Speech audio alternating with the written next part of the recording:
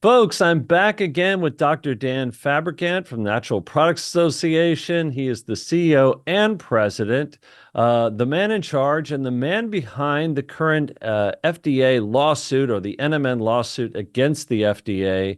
And give us an update, Dr. Dan. Marcel, always good to be with you. And I'm not the man in charge. You are, and our board is. You've met them at the fly-in day. It's members like you. It's leaders of the organization that have got us to this point, and I'm grateful for that. I think it makes us, as an industry, look good when there's leadership like yourself, like our board, who's willing to go, hey, you know what? It's time to take a stand. So, updates, right? That's what everyone wants. The update is we're due a response from FDA in approximately 30 days. So just in time for the holidays. But we anticipate, I mean, I think that the conversation that at least we have internally at NPA, and then certainly you were part of it when you were back here in May for the fly-in day, which almost 6 months ago now, go figure, right? Where we talked about it. What happens? The agency's got NAC out there, right? What happens when they go, okay, you know what? This is going to be tough to litigate. There's some bad karma, if you will, FDA do on this one. So what if we just go the NAC route? And I think that's an important discussion to have because that certainly alleviates the immediate danger, which is having NMN removed from commerce, right? Is if we can have a safe harbor, we want that safe harbor, right? No, we want to know, hey, it's lawful, it's legal, like NAC. Then I would anticipate other platforms like that group we shall not mention in Seattle, Amazon, they'll bring it back. But then there's still a lot that. Okay, so that solves one problem. It doesn't solve the holistic problem, which is a misapplication of the drip preclusion issue. And that could come back to bite us again and again and again. So I think, that's kind of we're of two minds, and that's the discussion right now is how do we satisfy both? Because we want to win on both. We certainly want NMN, and NMN is lawful for us per what everyone's, on our side of things is saying. We want that hammered and granted, of course, to where it can't be threatened again, but we don't want any threats in the future similar to this. So going back to the citizen petition, because Mhm. me and my viewers, we're all learning how Sure. this kind of thing plays out. And I know there's not like a ton of precedents other than NAC. So I'm sure we're all learning, right? But is this normal that it's taken 18 months and they don't respond? Is this like how it works? Unfor- Unfortunately, Marcel, it is. And it's not even become normal. It's people have just gone, oh, that's just FDA. They give them a pass. I mean, that's where I think some of this has been so intriguing and learning for me is that, clearly NPA members they were ready to go. They wanted to take action. We've been talking about taking this action for a while. We had to wait for the citizens petition to become ripe, which is a 6-month period. But yeah, unfortunately, the agency has citizens petitions that linger for decades, literally decades. And you go, wait a second, is the only way to get these issues moving by filing a lawsuit? And that becomes at some point cost prohibitive. So yeah, normal when you're dealing with the agency. And as a reformed FDA employee, I can say that it may not be normal, but it doesn't have to be this way either. I have to think and using some crystal ball or forecasting, whatever you want to say, if NMN does go the way of NAC, well, then clearly at the next fly-in day, one of the key messages to Congress will be, hey, Congress, really? We have to sue them every time we get in a technical dispute like this? Yeah, That I don't think that's as anyone intended, right? you're right. The system is obviously not working.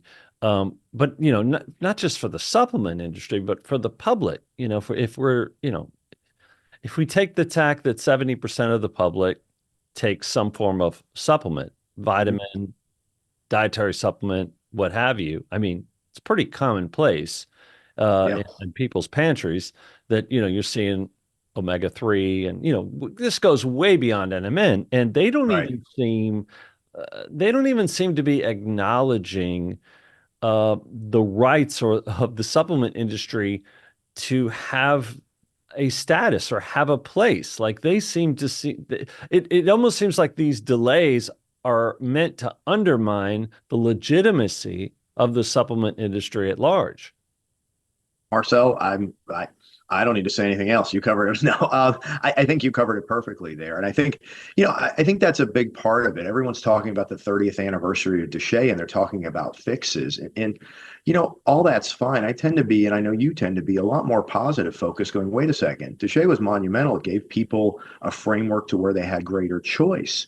The greatest impediment to that choice, and I used to execute those laws when I was at FDA. So I always want to hear what people think doesn't work about the law, because I have a different opinion. But I know what definitely doesn't work, and that's kind of, the FDA still has that distrust of the industry, right? Like that clouds everything. And I think you covered it kind of from from the head of the fish to the tail. There is that, look, if that distrust continues to be pervasive, these issues aren't going to go away. I mean, NMN, like you said, NMN, I don't even think shows. NMN is so, in my mind, it's such a misapplication and misinterpretation. But moreover, it's really just who does business like that? And I understand doing business with the government is always different, and the government's quick to tell you, well, we're not in the business of your business. We're not interested in how you are commerce wise. That's fine, but they do have a service and a duty to consumers, to all Americans. And the American 70%, like you said, are interested. So if 70% are interested, even if you personally aren't interested at FDA, your attitude should be, okay, I work for these 70%. I serve these 70%. They want access. They want to know something is safe. They want to know something is, not mislabeled, not misbranded, and everything within the spectrum of the law. And to NMN, they have that safety data, right? They've got the NDIs, they've got everything. And there's additional studies that show efficacy, and people go, the people you work with take painstaking steps to make sure that they don't overstep their claims, right? They're going by the science, by the law, as the law requires. So we're doing all that, and yet they still have this distrust of us. It's just, I don't, for the life of me, I don't understand it, but I think that's like a key discussion point as we talk about kind of the 30th anniversary of Deshay is, hey, how do we deal with that? It seems, you know, it seems I don't want to use the word corrupted, from a corporate sense, like from a Right. business sense. Like another discussion. How much is the drug industry influencing what the FDA is doing? Like that seems like that's one discussion. But without getting too deep into that, I mean, I'm open to hearing whatever you want to discuss on that front. But how much is politics playing a Yeah. role in the timing of NMN, or is it just coincidental? Like it, You can never discount it. I think you're astute to point that out, right? Once is, it happened with NAC, right? And once is coincidence, but twice, it looks like a pattern, right? You're starting to see a pattern emerge. And I think to your point about the pattern, I'll go in as far to give the agency the benefit of the doubt. I don't think it's a witting, I don't think they wake up in the morning going, hey, let's get those guys. I think they do so much business with pharma, and they feel like, okay, we feel safe, comfortable. I don't know what it is, or intellectually, the irony is this: certain authorities they have on the food side, they don't have on the drug side. We have mandatory recall for dietary supplements. They don't have mandatory recall for drugs. mm, More people die for, I think the fourth leading cause of death in the United States are, medical related to pharmaceutical, whether it be overdose, what have you. So you go, well, wait a second here. You start to go, this is a systemic failure, not necessarily, like I said, I don't think FDA gets up in the morning and goes, let's get those guys. But I do think there's a viewpoint of the industry, like I said, of distrust of, hey, they don't go through this, so they're not worthy of respect or something along those lines. And I think that clouds a lot of what happens. I really do. I think until we address that head on, it may cloud some of the other discussions. Certainly, we still have to get to them. And like NMN, we talked about the technical side of it and getting the technical aspects fixed, and as that goes forward. But yeah, I think it's well said, because I think you can feel it, right? I mean, you do. You feel that the politics are really tough to kind of get out of the mix. I mean, just to pontificate for a second, because I'm not trying to lead the witness here. You and I obviously agree in the direction in a lot of this, Sure. in a lot of what's going on here. But it seems to me that populism, the overall trend towards populism is not exclusively economics. It's not Sure. exclusively, you know, taxes. It is also, or drilling, or not to drill, and Right. that kind of thing. It seems to extend towards the populism regarding people's health and Yeah. regarding the kinds of things that Robert F. Kennedy Jr. talked about in his speech when he bowed out of the race, and where I my eyes opened up big when he started to talk about the FDA and he started to talk about the health of the citizens. And I really Yeah. think this was representative of this movement that we're all a part of. And so I sort of really, that kind of put the nail in a little bit Yeah. further for me, believing that this is somewhat political and this is a populist movement that's not detached from other populism that's going on around the country. No, I don't disagree. I think, the interesting thing is you have, you and I both know this. You work in media. The second you see a supplement story, I mean, whether it's digital, whatever the media, whatever the venue is, it gets a lot of clicks. It gets a lot of looks, right? People Yeah. want to, irrespective of the other populist issues, like you said, our issue, the issue of self-care is, I mean, it's for pardon the pun, it's kind of natural to our DNA. It really is. It's so intertwined, and I think there's a few ways to go about it because it's interesting, and we've seen kind of through this 30th anniversary DoNotAge discussion, looking at the bell curve. There are some folks who are under the curve, but are on the, you know, if you will, the negative side of the curve, right? And they seem to think that, and maybe the curve shifted over to where most of the bell curves under the positive part of the x-axis. Let's for humor's sake, let's say that. But whatever that tail is, that's on the negative side of the x-axis, they seem to think that, well, oh no, the onus is on us, and we have a credibility problem. And I kind of scratch my head. That to me doesn't add up, right? The proponents of things like MPL and these sorts of things that say, hey, we need to restrict ourselves further. I mean, FDA's authorities, when you think about it, right? Taking the politics out.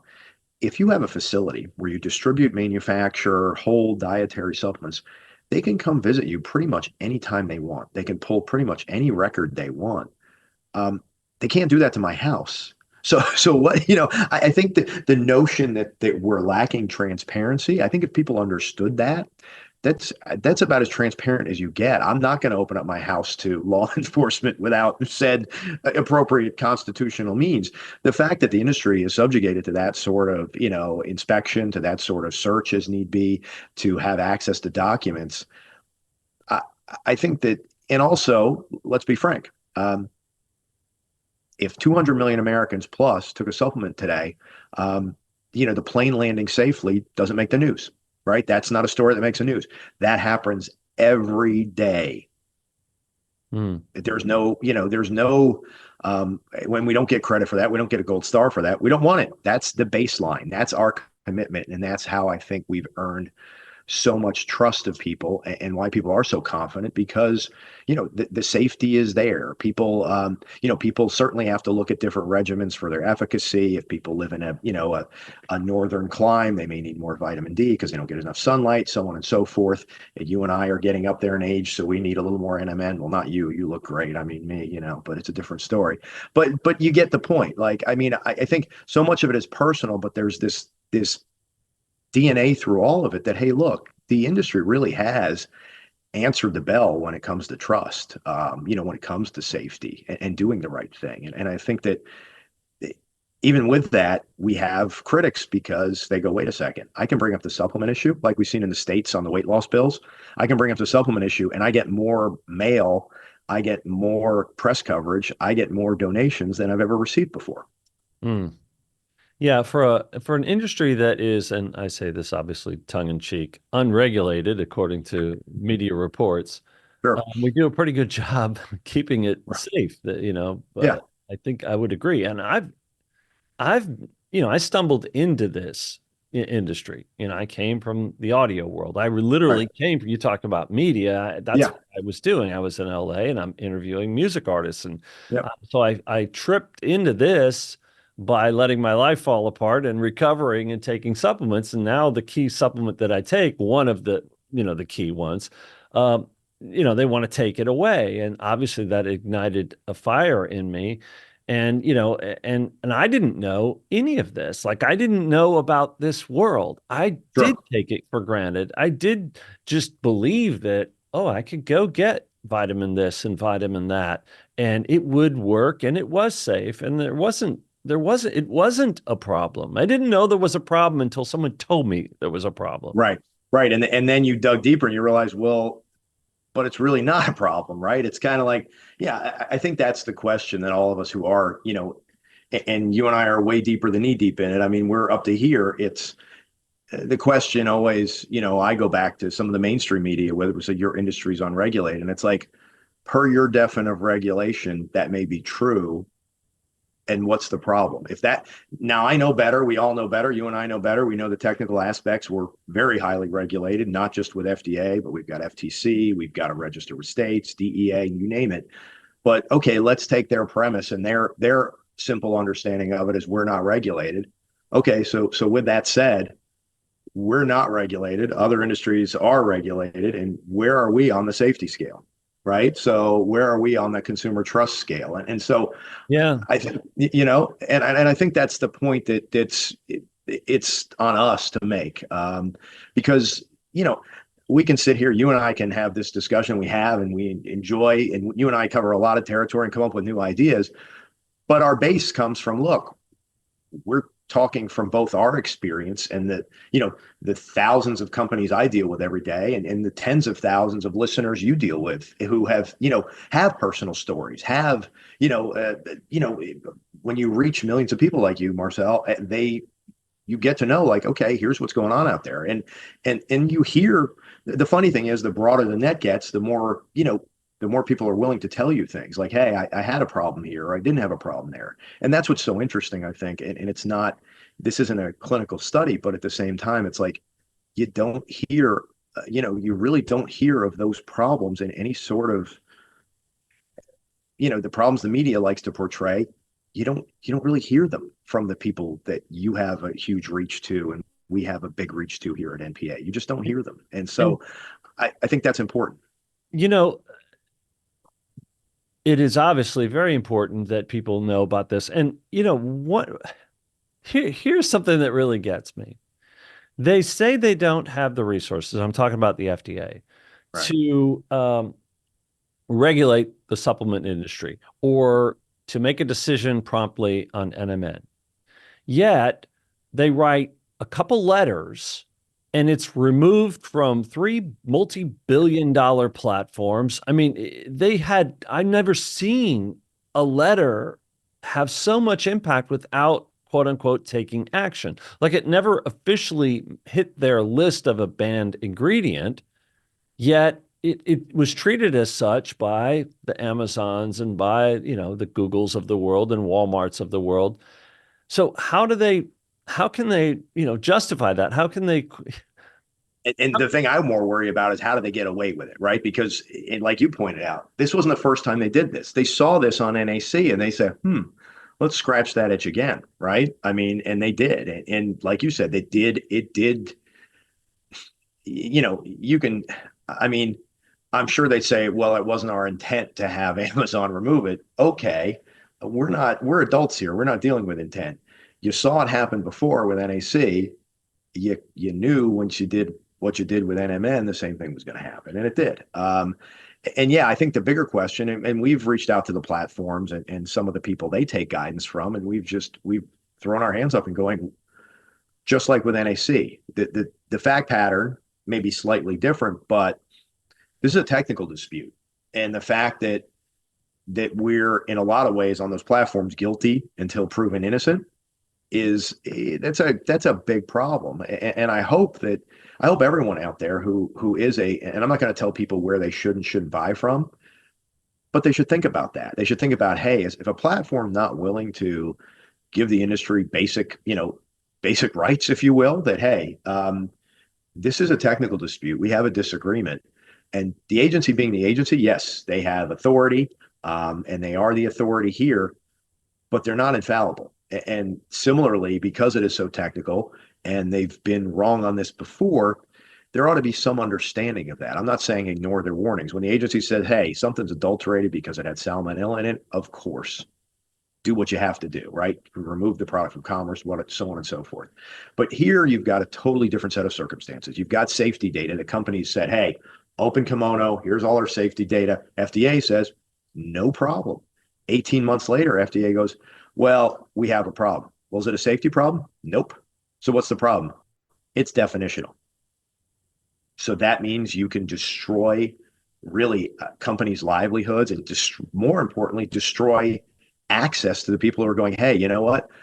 I was depressed. I was on the verge of, my marriage breaking up. My kids hated me. I had low energy. I started using something like NMN, and you know what? Feeling better, exercising again. I'm back to, I'm back to me. Yeah. That's right. That's a big deal. Yeah, and I think here's another point that I'm not even sure if you're aware that David Sinclair this year, not too long ago, I covered it several times, but I had one major video about this topic. He came out and said that NMN, he was surprised to find out, this is in a recent interview, that the NMN market worldwide has eclipsed $2.5 billion. So what the FDA, what the US government is doing is punishing only, disproportionately, really Yeah. only the US supplement industry. While the rest of the world is booming with NMN, Yeah. we're bottlenecking our own country's supplement industry. So NMN's going to survive all this one way or another. It's just a question of, are US supplement companies going to take part in this boom? Obviously, if he's anywhere close to right, this is a massive product. He said it's on, Yeah. Sinclair himself said it's on every store shelf in Asia when he went over Yeah. there. His Yeah. picture, they were illegally using his picture on it, but he kind of helped make that happen by being the advocate for it as a dietary supplement. Yeah, well, he did, and he also, I mean, here's the funny thing, right? Like I mean, the whole Metro Biotech story gets weirder and weirder because I guess he's not technically on their website anymore or involved with them and everything else, right? So that's been a development the past couple of months. Yeah, it's so odd, but we have heard that certain governments have actually restricted U.S. products with NMN into their country because of the FDA aura. So yeah, I hope it's not causing too much of a downturn economically for NMN across the globe. At the same time, I think in a lot of ways, as the U.S. goes, that will influence other governments. And unfortunately, here's what happens, right? Is even though it's a technical issue, people will go, well, if FDA doesn't like it, there must be something wrong, right? Like that's There what are gets put those. Yeah, out there there. are some. Yeah. Yeah, right. And that's what gets put out there, and you just go, yeah, nothing wrong. And to your point about resources, okay, so I think the last time I saw the statistics from CDC for 2023, 150,000 Americans every year get food poisoning from leafy greens, right? 150,000. Mm, That's a yeah. pretty big number, right? But FDA doesn't have the resources to be everywhere, but they have the resources to go, hey, let's, let's dance on the head of a pin here on a technical issue on NMN when there is, there clearly companies clearly want to follow the law. They went through the NDI process.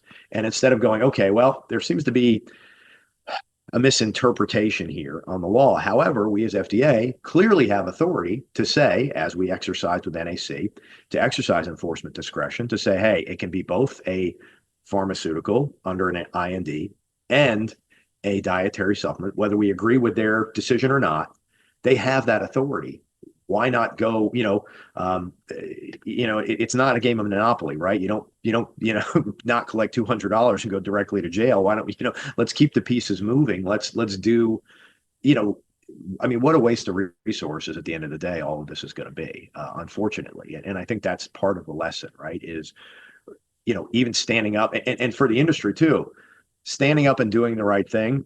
there's still a cost. And I think that's the importance of, what we do and why it was so important and grateful. And as soon as we have the congressional schedule after election mania is over, we'll send out a notice on next year's flying day. We want you back, Marcel, because it was really important.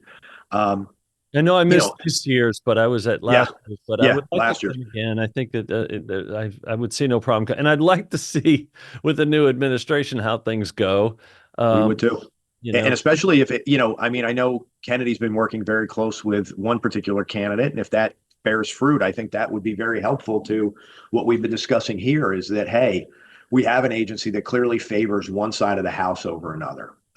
That needs to, that needs to go away. We need to this have, for yeah, anyone that hasn't, I've said this many times on the channel, but anyone that hasn't seen it, they hear me talking now, they may think I have a horse in the race. This channel is bipartisan. This channel, yeah, supplements correct. and health, is a bipartisan issue. Unfortunately, as you well know, most of our assistances come from Republican members of Congress, more so than the other side. It And has. and so I look at this as hopefully an opportunity. If it's going to swing to the right, if the door is going to swing to the right, then we'd like to be able to go into the door, and if we have a Sure. better chance getting, because obviously the past few years have been rough on this industry. And They have. They have. And I don't want, and our association, same, similarly, bipartisan. We want friends on both sides. We're actually losing a lot of friends. And that's the other thing why it's really important for next year's flying day. We're losing a lot of great friends on both sides. Jeff Duncan's leaving. He's wrote FDA a lot of letters on NMN. Mhm.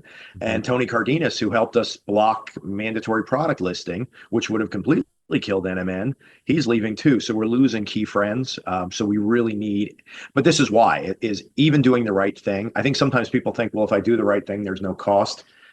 Like you said, the politics are here to stay. And the cost is that we all have to get involved. We all have to, even if it looks rosy, even if we're able to get rid of this, this nonsense on NMN, there's going to be, I hate to say it, there's going to be another NMN that the agency is going to go, nope, don't like it, flip off the switch. Which is And then, the whole yeah, point. What I've been yeah, saying all along. It's what you said yeah, very early. And I yeah. appreciated your comments of support early on in the conversation about leading. But when the stuff hit the fan, it was you in the media, Dr. Fabricant, who gave me hope and helped me find Thanks, my Marcel. voice on this topic. I just basically channeled your sentiments and put them Hey, into my delivery here at the channel. And here we are, a couple of years later, and I think so far you look brilliantly correct on your initial read, your initial take on this. well, look, the goal though, and for all of us, and you make it easy. The companies you work with make it easy. Look, I'm a believer, and not just a believer. I have, I can show you my kitchen cabinet and the products that are in there.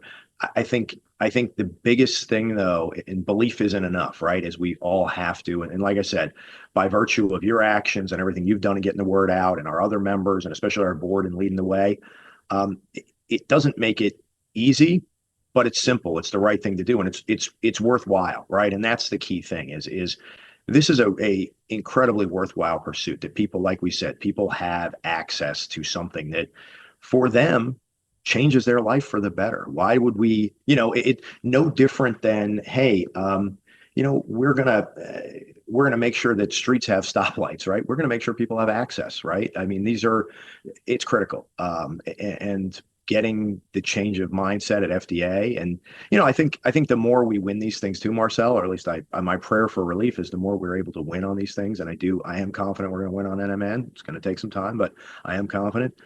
I hope the more that kind of signals to the agency that's like, what's the old saying about banging your head against the wall? It feels really good when it stops. Hopefully they stop banging their head against the wall and come to the table and go, you know what? Let's do this in a reasonable, sane manner. Our dispute, and that's the funny thing, our dispute isn't on safety. They're a public safety agency, public health agency. So what are we doing here? Like, what, right? I mean, when you take a step back and look at all this, you go, people want access to NMN. I understand that some companies may want to develop NMN as a pharmaceutical. We completely disagree with their timeline that it precludes the market. All that being said, how is it not possible in this day and age that things can walk in both worlds? Right. To the life of me, I don't see how that serves the public.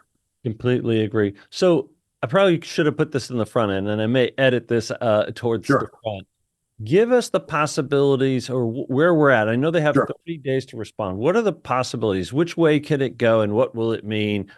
Give us two or three scenarios if you don't mind. I know where Not a we problem. hope it goes and I know where you think it's going to go, but Yes. what if they decide to fight in court? Unlikely probably scenario, Now, but now there's a great question, and this is now children. This is not legal advice out there listening now, but and I will always defer to counsel on legal.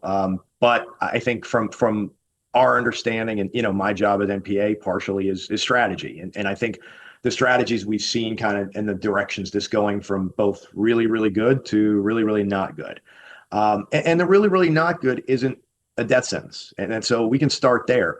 They're going to move to dismiss. They're going to say, hey, you don't have standing. There's been no harm. Da da da da da. They're going to throw all this. And anytime you put something in front of a judge, there's always a risk, right? The judge can go, oh, hey, my great grandfather used to work at FDA. I love what they do. No, you guys get the hell out of here, right? The benefit of that would be being able to take that to Congress and go, look, we sued the agency. The judge said we have no standing, we have no ability to contest this sort of an issue, which isn't a safety issue, is completely a FDA saying, hey, pharma, you're a winner. Hey, supplements, hey, nutritional products, hey, anything for health and wellness, you're a loser. That can be helpful with Congress, as you've seen when you've been up there. So that's the worst case scenario. I don't think that will be the scenario. However, that's always been there. And so the good news is it gets exponentially better from there. I think where the agency is deathly afraid is the judge goes, no, you have standing, you can proceed with arguments and proceed with deposition and discovery.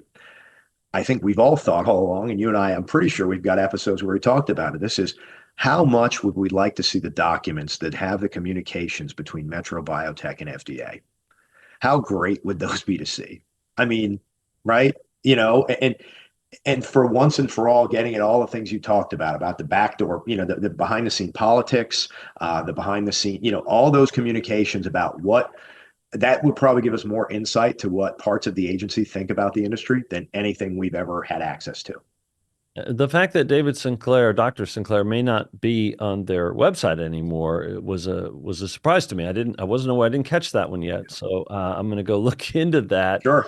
But he was at the beginning a party to all of this, and certainly a Yes. central figure in all of this. And the fact of the matter is, I wouldn't be sitting here talking about NMN had he not talked to me through multiple Right. outlets over many years and about him and his father and his members of his lab and many other scientists and who have backed up his claims behind NMN and got me interested to begin with. And the whole thing is kind of a sick joke to a lot of us. It's not Yeah. funny. And No, and that's a good way to put it. So I think that's kind of the spectrum of where things are on. Anytime you go to court, you don't get everything that you want, but I would be I never want to say I would be shocked, but it would be very surprising if we didn't have some form of standing and then we didn't get some form of discovery or some form of deposition, because I think that's really where that story alone, and even if that goes to a place through litigation where you get ruled against, obviously there's an opportunity to appeal, but just having that in the public domain that, hey, FDA thought that they needed to really punch down towards our industry, right? Which is what it is. It's like, hey, we're gonna, you know what? We don't like these guys. We're gonna bash them. We have the authority here. We're gonna bash them for no reason other than we're gonna uphold pharma and bring them down. I mean, I think that's a game changer, both politically up here on Capitol Hill, but I think also in the eyes of the public, where it's like, wow, FDA really was trying to slight these guys. They really were trying to do damage when it for no reason, for nothing but their own personal biases, their own personal arbitrary or capricious behavior. I don't know which is worse, right? Is it better to be, just completely, hey, randomly we don't like these guys, or deliberately? But I think we'll get an answer on that. Well, I appreciate that. I think that's a good place to leave it. Now, I know we went Sure. over our time a little bit, but I very much appreciate your time. You're not Dr. Dan, you're Dr. Fab. You've been fabulous. Thanks, And the Marcel. whole effort, we wouldn't be fighting this without you. And having the backbone to stand up to the FDA, it's appreciated. There are many, many people who are in your corner every day, and it's appreciated what you're doing. Well, I'm grateful for all those and grateful for you, Marcel. Thanks, and keep getting the word out. We need it. I'm grateful for the time together. Thanks as always.